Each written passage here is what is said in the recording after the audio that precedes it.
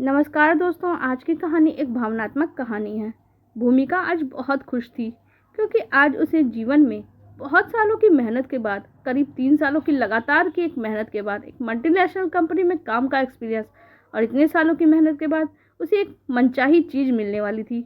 और वो चीज़ थी, उसे एक बड़ी मल्टीनेशनल कंपनी में पोस्टिंग मिल रही थी जो देश के बाहर थी, यानी इस देश के बाहर, जहाँ जाने का सपना वो कब से लेकर दिल में बैठी थी। चेहरे पे खुशी के भाव लिए भूमिका अपने कमरे से बाहर निकली ही थी, तभी मम्मी की आवाज़ सुनाई पड़ी, बेटा नाश्ता कर लो। उसके बाद भूमिका ने जवाब दिया, नहीं मम्मी, देर हो जाएगी। और आज तो आप मेरी खुशी, मेरा उत्साह आप मेरे चेहरे पे देख ही सकती हो। तब भी मम्मी ने उसे ज़बरदस्ती बैठा दिया और एक ब्रेड खिला के बोला, माँ आखिर माँ ही होती है, अपने बच्चों की फिक्र तो शायद माँ ही करती है। भूमिका अपनी मम्मी को गले लगाती है और बोलती है, आज मेरी ज़िंदगी का सबसे अच्छा दिन है। पर माँ को तो चिंता हो रही थी अपनी बेटी की, कहीं बेटी भूखी ना रह जाए। मम्मी, मुझे आज पासपोर्ट ऑफिस जाना ही है और पासपोर्ट और वीज़ा के लिए अप्लाई करना है। माँ ने कहा, देखो बेटा, सब काम करना, लेकिन सबसे पहले मंदिर जाना और बाबा जी को हाथ जोड़ लेना। हनुमान जी को हाथ जोड़े बगैर घर से बाहर भी नहीं निकलते। हनुमान जी को हाथ जोड़ के भूमिका अपने घर से बाहर निकली। पासपोर्ट और वीज़ा का काम करने के लिए दे दिया, जो 15 दिन के अंदर हो भी जाता है। तब तक वो इसी कंपनी में काम कर रही थी। पर भूमिका बहुत ही ज़्यादा खुश थी क्योंकि अब उसका सपना पूरा होने के करीब पहुंच चुका था।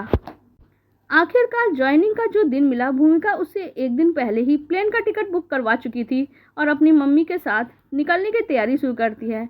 मम्मी कहती है, ठीक है वहाँ चलो, लेकिन यहाँ जो भी नज़दीकी मंदिर होगी कम से कम वहाँ चल के हाथ जरूर जोड़ लेना। भूमिका अपनी मम्मी की हर बात हर हाल में मानती थी, इसलिए वो मंदिर में साथ में जाती है, जहाँ हनुमान जी की मूर्ति के साथ बगल में खाटू श्याम बाबा की भी मूर्ति थी।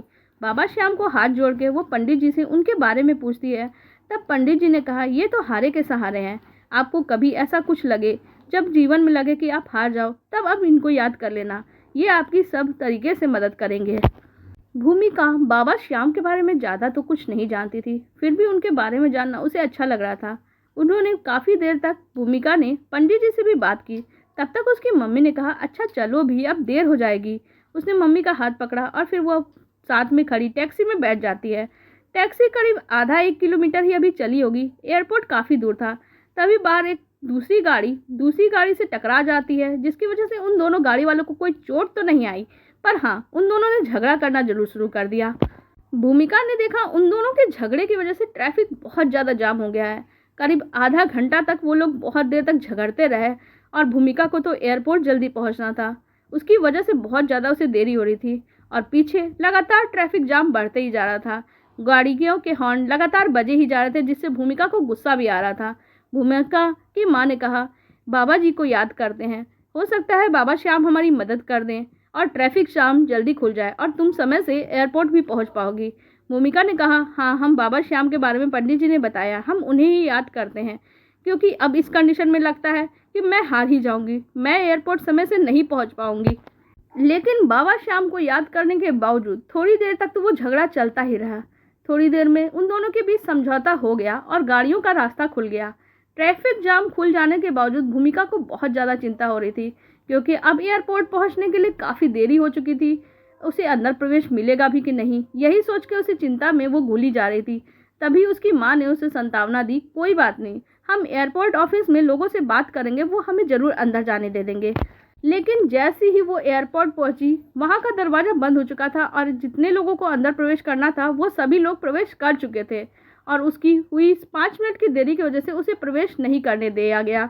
सभी ऑफिसर से उसने बहुत गिड़गिड़ाया, बहुत कोशिश की कि मेरा बहुत ही ज़रूरी काम है, मेरा एक बहुत बड़ा सपना है जो पूरा हो सकता है, आप लोग हमें अंदर नहीं जाने देंगे तो मेरा ये सपना टूट जाएगा। मैंने बहुत सालों तक इसकी मेरे लिए मेहनत करी है, इस मुकाम में पहुंचने के लिए, प्लीज़ मेरी बात मान लीजिए और मुझे अंदर जाने दीजिए। भूमिका एयरपोर्ट अधिकारियों से बहुत रिक्वेस्ट भी करती है और बहुत देर तक बहस भी करती है, लेकिन उसके बावजूद भूमिका को उन लोगों ने अंदर नहीं जाने दिया। भूमिका और उसकी माँ बाहर हाथ पकड़ के खड़ी रहीं। वो दरवाज़ा बंद हो चुका था और वो निराशा से उस शीशे को प्लेन की तरफ देख रही थी, जहाँ प्लेन उड़ान भरने वाली थी। प्लेन को देखती रहीं। अचानक उस प्लेन ने उड़ान भरी, लेकिन यह क्या, जो उन लोगों ने देखा उन्हें अपनी आंखों पे भरोसा नहीं हुआ, और जो हुआ शायद अच्छा तो नहीं हुआ, लेकिन जो हुआ उसके बाद भूमिका को तो जैसे पांव तले जमीन ही खिसक गई।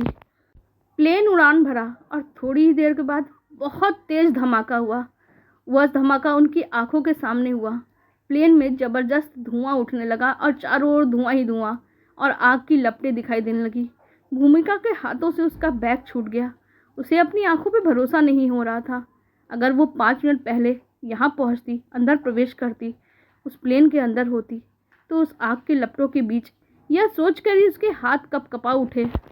भूमिका ने कभी सपने में भी नहीं सोचा था हनुमान बाबा और बाबा श्याम उसको मदद करने के लिए उसे इस मुश्किलों में डाल रहे हैं। उसे मुश्किलों में डालने का उद्देश्य सिर्फ और उसकी माँ का और उसका जान बचाना था। उसकी आंखों से आंसू रुक नहीं रहे थे। उसे बहुत दुख हो रहा था कि वो इस प्लेन में जाने वाले थे और ना जाने कितने यात्रियों की यहाँ जान चली गई, कितने लोगों को इतनी बुरी तरह से हानि पहुँची होगी, कितने लोगों की जान गई होगी। भूमिका रो रही थी, पर उसके मन में बस एक ही बात थी कि उसके बाबा और हनुमान जी और बाबा श्याम उसके साथ थे, तभी तो आज वो और उसकी माँ जीवित खड़े हैं। आज आप लोगों को हमारी ये कहानी कैसी लगी कमेंट सेक्शन में ज़रूर बताइएगा। साथ ही वीडियो को लाइक और हमारे चैनल को भी सब्सक्राइब कर लीजिएगा। कहानी सुनने के लिए धन्यवाद।